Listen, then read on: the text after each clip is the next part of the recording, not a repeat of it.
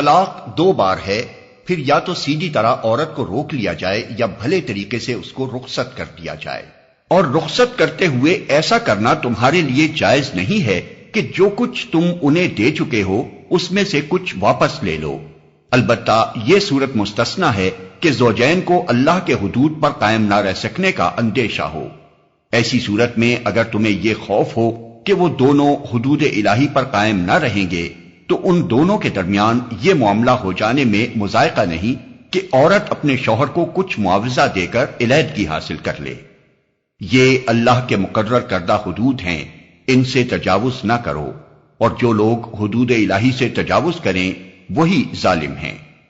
پھر اگر دو بار طلاق دینے کے بعد شوہر نے عورت کو تیسری بار طلاق دے دی تو وہ عورت پھر اس کے لیے حلال نہ ہوگی، الا یہ کہ اس کا نکاح کسی دوسرے شخص سے ہو اور وہ اسے طلاق دے دے۔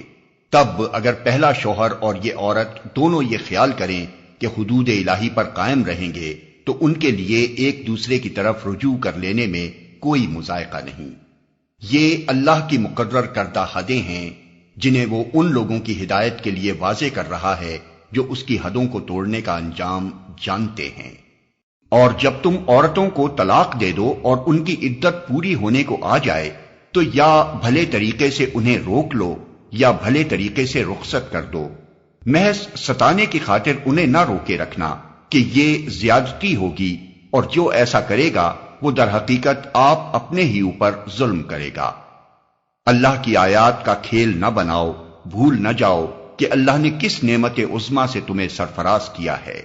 وہ تمہیں نصیحت کرتا ہے کہ جو کتاب اور حکمت اس نے تم پر نازل کی ہے اس کا احترام ملحوظ رکھو۔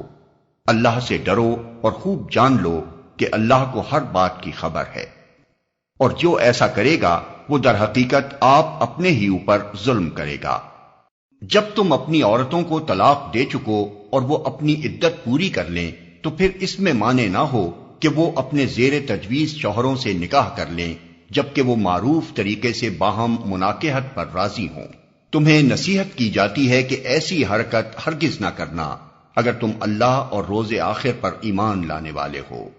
تمہارے لیے شائستہ اور پاکیزہ طریقہ یہی ہے کہ اس سے باز رہو، اللہ جانتا ہے تم نہیں جانتے۔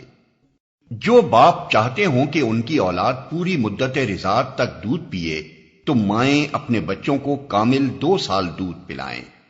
اس صورت میں بچے کے باپ کو معروف طریقے سے انہیں کھانا کپڑا دینا ہوگا، مگر کسی پر اس کی وسعت سے بڑھ کر بار نہ ڈالنا چاہیے۔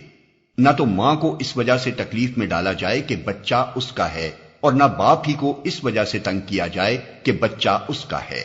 دودھ پلانے والی کا یہ حق جیسا بچے کے باپ پر ہے ویسا ہی اس کے وارث پر بھی ہے۔